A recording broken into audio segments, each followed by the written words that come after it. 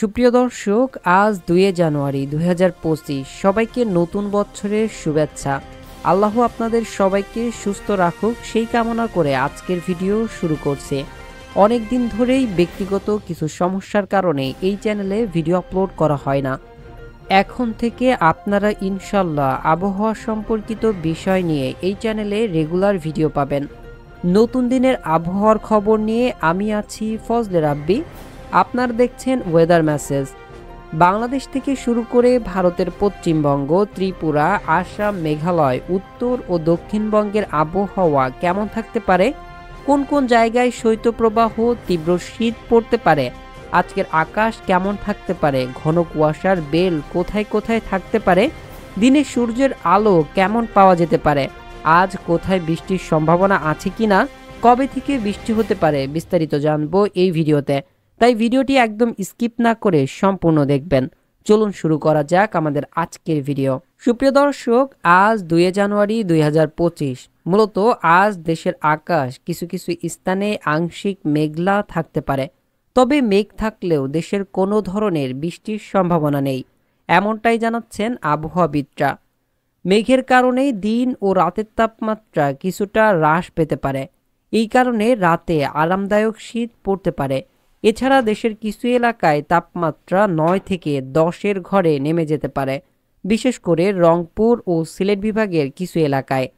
আজ থেকে আগামী 6 জানুয়ারি পর্যন্ত দেশের বেশ কিছু এলাকায় হালকা শৈত্যপ্রবাহ বয়ে যেতে পারে।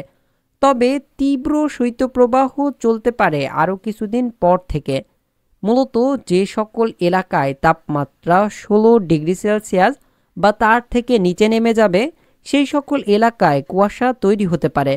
এদিকে আজ কুয়াশার বেল্ট দ্বারা আক্রান্ত থাকতে পারে রংপুর, সিলেট, ময়মনসিংহ ও ঢাকা চট্টগ্রাম বিভাগের বেশ কিছু এলাকায় ও দেশের কিছু কিছু এলাকায় প্রায় দুপুর পর্যন্ত বা সারা দিন অস্থায়ী কুয়াশার বেল্ট দ্বারা আক্রান্ত থাকতে পারে। আকাশ কুয়াশা ও মেঘে ঢাকা থাকতে পারে। এই সময় দিনে আকাশে সূর্যের কিরণ, ঝলমলে সূর্যের আলো 4 থেকে 6 ঘন্টা পাওয়া যেতে পারে। উত্তর পূর্ব অঞ্চলে এর থেকেও কম, অর্থাৎ 2 থেকে 4 ঘন্টা পাওয়া যেতে পারে। এছাড়াও স্থানভেদে সূর্যের আলো আরও কোনো কোনো জায়গায় কম পাওয়া যেতে পারে। এছাড়া কোথাও কোথাও সারা দিন, এমনকি দেশের আকাশ মেঘ ও কুয়াশা দ্বারা ঢাকা থাকতে পারে।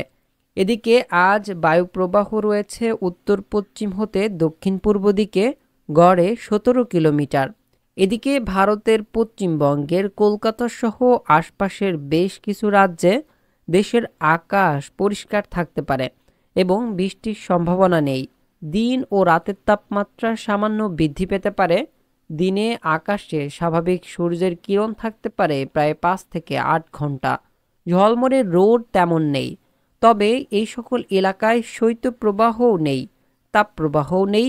শৈত্যপ্রবাহ নতুন করে আসতে পারে 10 জানুয়ারি থেকে। এদিকে সর্বশেষে আপনাদেরকে জানিয়ে রাখি বৃষ্টির খবর। তো বৃষ্টির সম্ভাবনা রয়েছে জানুয়ারি মাসের শেষ সপ্তাহ বা ফেব্রুয়ারি মাসের প্রথম সপ্তাহের দিকে। দেশে একটি লঘুচাপ তৈরি হতে পারে। এরই প্রভাবে দেশের বেশ কিছু এলাকায় বৃষ্টির সম্ভাবনা রয়েছে। এর মাঝখানে তেমন কোনো প্রকার বৃষ্টির সম্ভাবনা নেই। তবে মেঘ হলে দেশে দিন ও রাতের তাপমাত্রা কমে গেলে তীব্র শীত অনুভূত হতে পারে। সবাই ভালো থাকবেন, সুস্থ থাকবেন সেই কামনা করে আজকের মতন বিদায় নিচ্ছি। আসসালামু আলাইকুম। জাযাকাল্লাহু খায়রা।